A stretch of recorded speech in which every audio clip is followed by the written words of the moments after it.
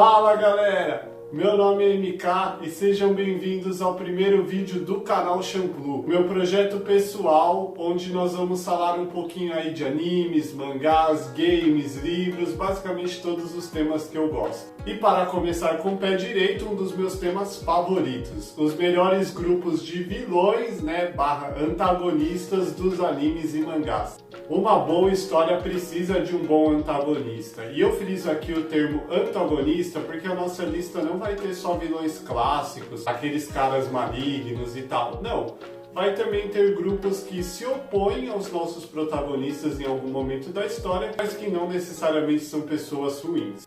Nossa lista será composta por 10 grupos e algumas menções honrosas. Este vídeo é a parte 1, onde a gente vai cobrir do 10º ao 6º colocado. Durante as colocações eu vou comentar vários spoilers sobre as obras, mas não se preocupa, tá? Eu vou colocar aqui embaixo no vídeo o exato minuto que você precisa pular caso você não queira ver spoilers sobre essa série em específico. Ficou curioso para saber qual é o meu top 10? Então fica aí comigo depois da vinheta e vamos descobrir. Vamos aos critérios. A nossa lista é composta por grupos de vilões aí de animes e mangás. E o que eu estou considerando aqui como grupo? Estou considerando grupos menores de antagonistas, O que eu quero dizer com isso?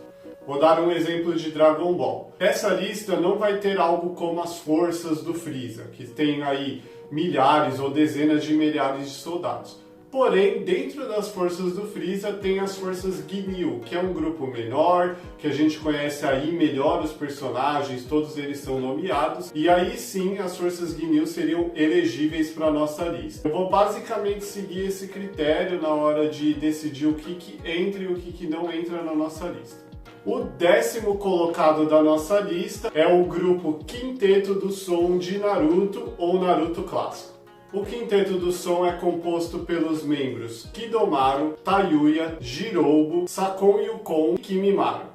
Esses 5 ninjas eles servem ao Orochimaru, que é o fundador da Vila do Som. Dando o contexto deles na história, o Quinteto do Som aparece pela primeira vez na invasão de Konoha. Eles são responsáveis por colocar as barreiras em volta da luta do terceiro Hokage contra o Orochimaru, porém ali eles mal têm algum destaque. Eles aparecem de fato e se tornam personagens recorrentes da nossa história ao final de Naruto Clássico, um momento triste para os fãs, que é o momento que o Sasuke cede aí às tentações do Orochimaru e se junta a ele como um ninja renegado. Uma das primeiras coisas que chama a atenção no Quinteto do Som é a facilidade com que eles invadem a Vila da Folha e também a facilidade com que eles vencem o Sasuke em combate. O Sasuke aí que a gente tem como parâmetro de um dos ninjas mais poderosos da idade dele. Eles chegam com a promessa de que se o Sasuke aceitar a marca da maldição que já estava em seu corpo, ele se tornaria muito mais poderoso e dessa forma conseguindo completar o seu objetivo de caçar e matar o seu irmão. O que me faz gostar muito do Quinteto do Som, não vou mentir pra vocês, é um pouco da minha nostalgia. Eu sou fã de Naruto desde a época do comecinho do Cartoon Network, ali antes, até um pouquinho antes de começar a passar no SBT. Naquela época a internet não era tão comum, não era todo mundo que tinha computador, e a gente comprava DVDs de Naruto e, claro, os jogos do Play 2,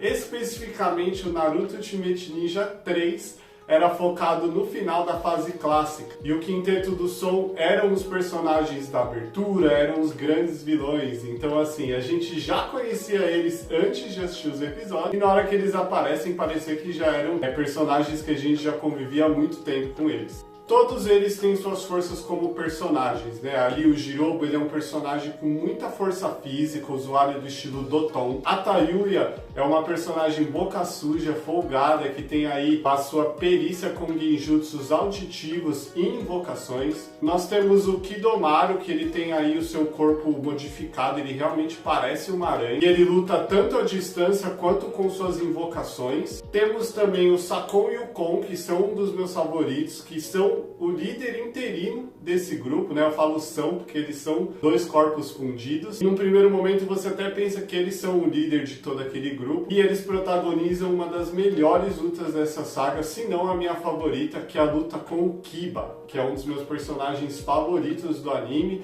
um personagem aí que eu acredito que não tem tanto reconhecimento quanto ele merece. Mas a verdadeira estrela do time é o líder verdadeiro deles, Kimimaro. Kimimaro é o usuário de uma das Kekkei Genkai mais da hora de toda a série. Ele consegue utilizar os ossos dele nos próprios jutsus. Ele demonstra sua força em um flashback onde mostra que ele já derrotou todos os outros membros do quinteto sozinho, dando uma surra neles com a mesma facilidade que você clica aí no botão para se inscrever, para fortalecer o projeto aqui do canal Shampoo. Kimimaro ainda protagoniza uma das melhores lutas também do Naruto clássico. Essa saga é sensacional, só tem luta boa. É quando ele enfrenta Gaara e Rock Lee, dois aí aliados improváveis que você nunca imaginaria que lutariam juntos. Muito menos imaginaria que eles perderiam para um outro ninja. Sim, tecnicamente eles ganham, mas faltou isso aqui para o Kimimaro não encerrar a vida dos dois. Por terem um design irado, jutsus poderosíssimos, protagonizarem uma das melhores sagas de Naruto e dos shonens no geral, eu adoro essa saga, e por serem vilões marcantes da minha infância, o Quinteto do Som sela a marca da maldição na 10ª colocação do nosso top. Em nono lugar, eu coloco os pecados capitais de Fullmetal Alchemist Brotherhood. Eu sei, esse é um dos grupos mais amados por aí. Na verdade, Fullmetal, no geral,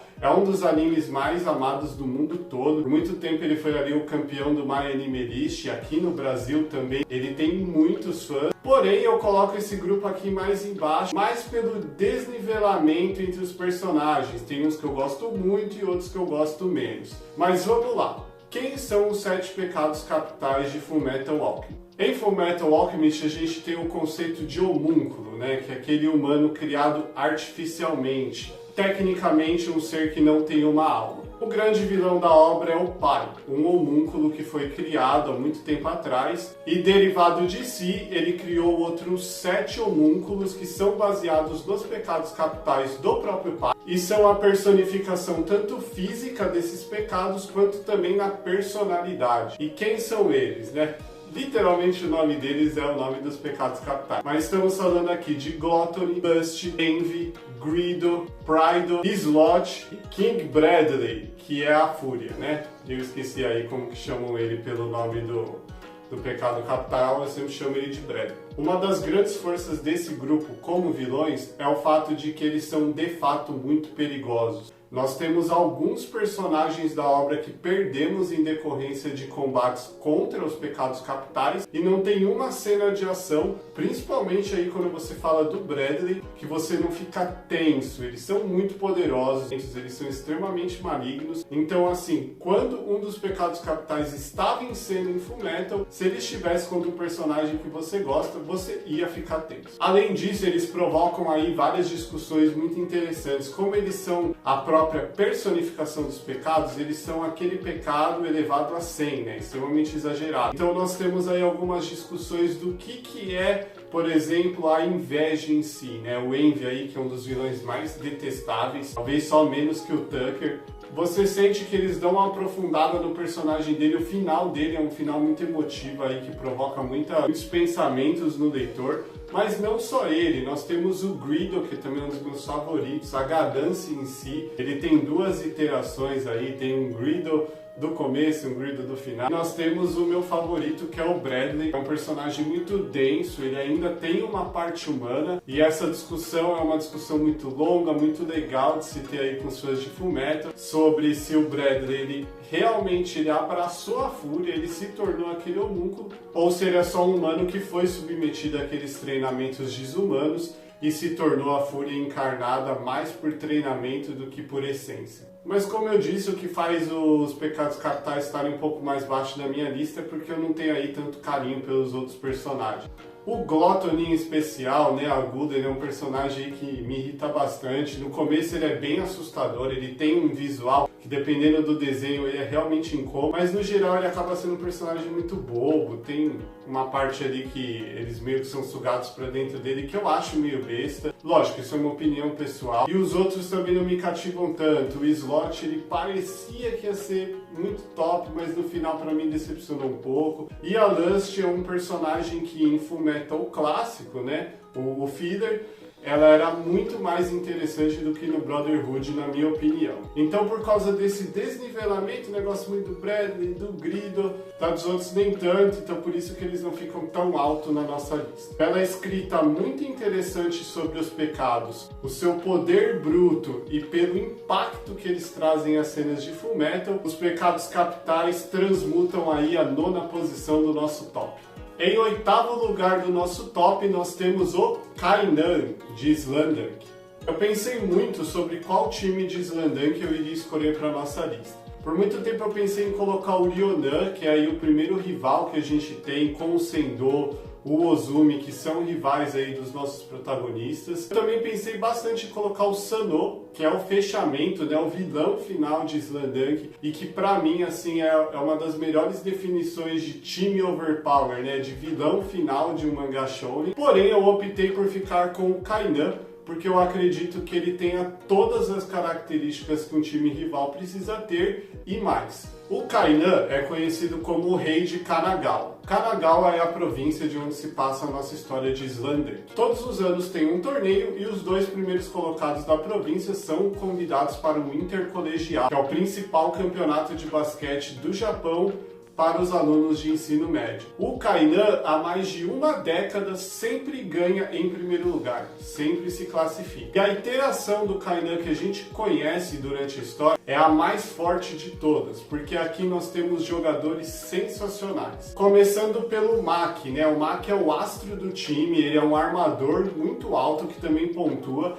Ele joga ali igual o Magic Johnson, né? Até juntando o paralelo do Kainan com o Lakers. E o Maki, gente, pelo menos no mangá, né, falando de Slamdunk, eu só li o mangá, eu não vi o anime, ele tem uma introdução no mangá que é digna de qualquer vilão de anime de porrada, cara. De qualquer vilão de anime shonen, ele tem uma introdução muito top, muito bem desenhada pelo Takehiko. Eu vou tentar colocar a página aí no vídeo para vocês darem uma olhada. Mas não é só do Maki, né? A gente tá falando aqui do time que tem o Nobunaga ali, o cara que tava na capa que eu mostrei para vocês. O Nobunaga é um jogador muito atlético, ele é um novato, então ele tá competindo aí com o Sakuragi e Kurokawa para ser o destaque entre os novatos. E ele é o contrário. Enquanto o Maki é centrado, um cara assim, da hora, né, gente fina, não fala muito. O Nobunaga não, ele zoa pra caramba, ele provoca, ele é muito atlético, joga com muita dunk, e ele é muito engraçado, né, o Sakuragi chama ele de mico de circo, e eles ficam um zoando o outro, é muito bom, um personagem cômico excelente. Além dele também tem o Jin, que é um matador de bola de 3, esse aí é um personagem já quieto, mais na dele, um cara ali que é mais tímido, só que ele sempre tá matando aquela bola de 3, deixando esse grupo muito perigoso. Além disso, eles têm um ótimo banco focado em defesa, o que faz com que os seus astros do ataque consigam brilhar ao máximo.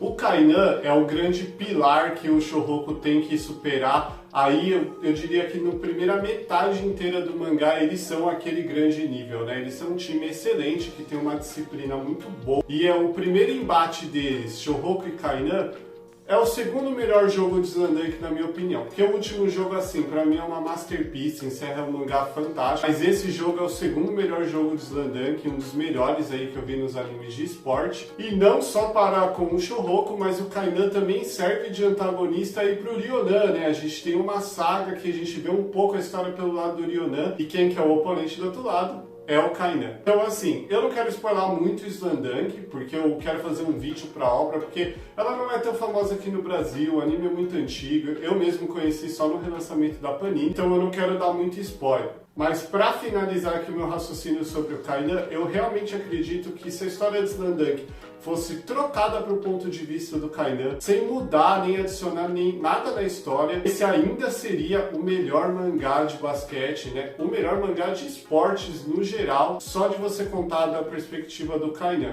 Para mim eles são tão bem escritos que eles são como os protagonistas do mangá. Por ser um time muito divertido de se ler, com personagens muito marcantes e por trazer aí aquela emoção de rival, né, de ter aquela vontade de vencer eles, que o Kainan enterra na 8ª colocação do nosso top. Em 7º lugar, nós temos as Luas Superiores de Demon Slayer ou Kimetsu no Yaiba. Essa é a entrada mais recente do nosso top, né? Eu terminei de ler Demon Slayer esse ano. Então, só pra deixar claro, eu vou falar de todas as luas, inclusive as que apareceram só no mangá, né? Então, assim, se não quiser ver, é só pular pra esse número que tá aqui embaixo. Dando contexto, no universo de Demon Slayer, nós temos o Muzan, o primeiro Oni, né? Oni ou demônio, dependendo da tradução que você leu. Os Onis são similares a vampiros aí, todos eles partem do sangue do Muzan, ele é o originário de todos. Ele tem um exército gigantesco, porém ele tem 6 Onis que são os seus principais guerreiros, as luas superiores. Você percebe que esse grupo não tá pra brincadeira quando você descobre que há mais de 100 anos nenhum deles é substituído. Ou seja, o esquadrão de extermínio nunca conseguiu derrotar uma lua superior nesse último século. E quem são as luas superiores, né? A lua número 6 é um conjunto, né? A gente tem o Gyutaro e a Daki, que são aí os meus favoritos entre as luas. Eles são 2 irmãos que traçam um paralelo com o nosso protagonista, o Tanjiro e a sua irmã Nezuko. Nós os conhecemos no arco do Distrito e assim... Quem não viu esse arco animado, cara, precisa assistir porque foi sensacional. O Futebo elevou seu jogo. A quinta lua é o mais fraco do grupo, né? Eu não lembro o nome dele, mas ele é um demônio que ele tem a forma de uma pintura abstrata, né? Meio que ele cria vasos e pinturas para o Muzan. E ele, eu diria que é o ponto fraco do grupo, né? Eu não gosto muito nem do que acontece com ele, qual que é o final dele ali no Arco dos Ferreiros. Eu achei que ficou muito fraco para uma lua superior morrer ali no mano a mano contra um dos nossos Hashiras. Eu sei que os Hashiras são muito poderosos, mas a gente já tinha demonstrado que o nível das luas era superior aí. Se ele perder ali no mano a mano, eu achei muito fraco. Também a personalidade dele é meio irritante. Já a quarta lua eu acho fenomenal, né? A gente estava aí numa trend de todas as luas. A maioria dos Onis teriam um passado trágico, mas esse não. Esse cara é um infeliz, que é um covarde que sempre se escondeu atrás dos outros, sempre jogou a culpa em outras pessoas até chegar a um ponto que ele realmente acreditava nisso. Mas assim, além dele ser detestável, o que é ótimo para um vilão, ele tem poderes animais. Eu tô louco para ver como o Ufotable vai fazer. E eu acho assim, falando real, só de visual e poderes, eu acho que ele talvez seja o mais legal das luas superiores. A terceira lua, o Akaza, é um dos meus favoritos também. O Akaza é o primeiro das luas superiores que nos é apresentado ali no arco do Trem Infinito, né, que tem um filme. O Akaza é animal, ele tem um background muito foda, o estilo de luta dele é muito agressivo, muito da hora, realmente no mano a mano, é na pancada. E mesmo ele sendo um filho da puta, né, ele levou ali um dos meus Hashiras favoritos, o Rengoku. Mas assim, cara, não tem como você não gostar do Akaza. Em algum momento você vai ceder e você vai gostar desse cara. A segunda lua, o Doma, esse é o meu favorito. Esse realmente é vilão, bicho ruim. Ele tem um estilo cínico, ele apareceu só um pouquinho no anime, tá com um dublador, inclusive, muito da hora. Mas assim, ele é sinistro, ele é realmente assim, dá medo do Doma e muita raiva dele. Além disso, ele tem poderes irados aí, ele tem alguns golpes meio que de gelo, tem é como se fosse um veneno, né? Que se você respirar é meio que o seu fim. Ele tem algumas coisas assim que são sinistras. Tipo, por exemplo, a Akaza ele não mata mulheres, ele não se alimenta de mulheres. O Doma já meio contrário, ele prefere se alimentar de mulheres. Ele realmente é o mais desgraçado ali, é o que você mais vai ter ódio, mas por isso que ele é o mais da hora. E claro, nós temos a primeira lua, o Kokushibo, que assim, sensacional, mais assustador de todos, mais poderoso de todos, que tem um background assim essencial para o final da história, é fantástico e eu realmente, esse aqui eu não quero dar spoiler. A primeira lua tem que ser uma experiência que todos vejam. Para mim o ponto principal das luas, o que faz eles serem tão legais e terem subido tanto no meu top, mesmo sendo algo recente, é o quão perigosos eles são na história. Lembra que eu falei que no Fullmetal dava medo dos pecados capitais?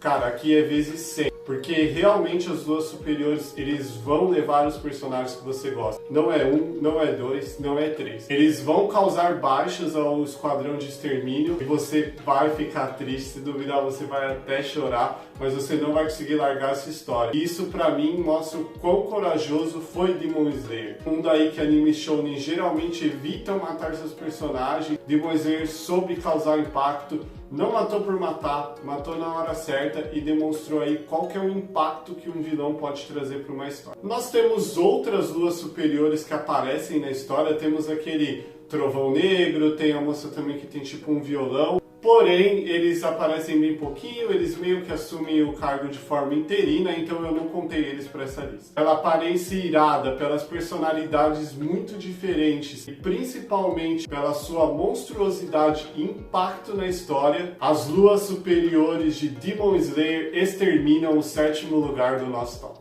E para o 6º e último lugar do vídeo de hoje, as Formigas Quimera de Hunter x Hunter.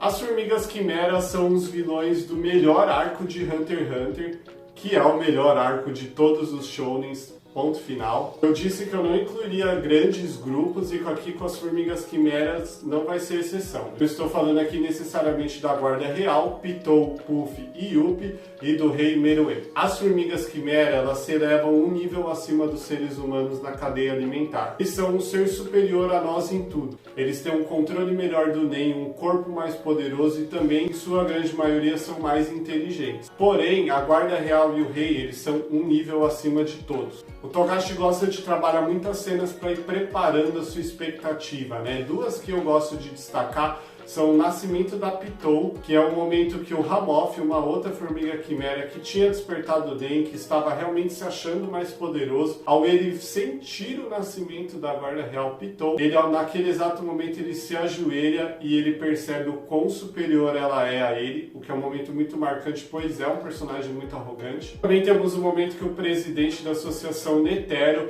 pede para outra formiga quimera dizer o quão o poder dele se equipara a uma das guardas, né, no caso a Pitou, e aquela formiga diz que ele não chega nem perto dos guardas reais. Isso tudo você começa a pensar, se essa é a diferença de nível dos guardas para os outros, imagina do rei.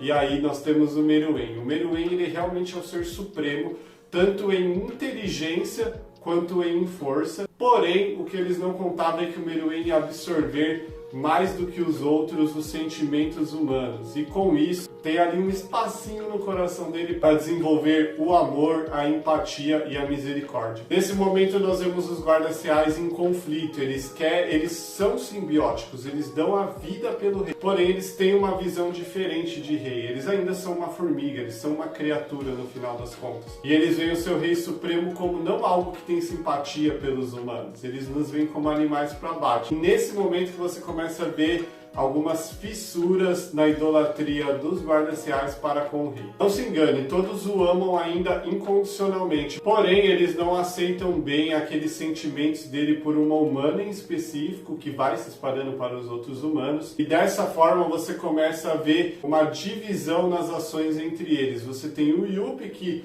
simplesmente vai proteger o seu rei independente do que aconteça, a Pitou, que também acata todas as ordens sem nenhuma discussão, mas você tem o Puff, que ele, da forma dele, ele quer manipular o rei para que ele atinja o seu nível ideal de realeza, aquele ser superior que controla tudo e a todos. E é isso que faz esse grupo ser tão especial. Cada vez que você reassistir ou reler essa saga de Hunter x Hunter, você vai pegar alguma coisa diferente entre eles. Seja um diálogo que você não percebeu, alguma construção que você não percebeu, ou algum momento ali que faz você ver aquele personagem de uma forma diferente, né? No primeiro momento você detesta todos, porque eles são vilões extremamente agressivos e violentos, porém, conforme você vai aprendendo, você vai vendo eles descobrindo as suas morais e os seus sentimentos, você vai se apegando a esse grupo. Um diferencial que também faz esse grupo estar tão alto aqui na minha lista é que é o grupo com o maior amor incondicional ao seu líder. Eles realmente seguem o Meruem,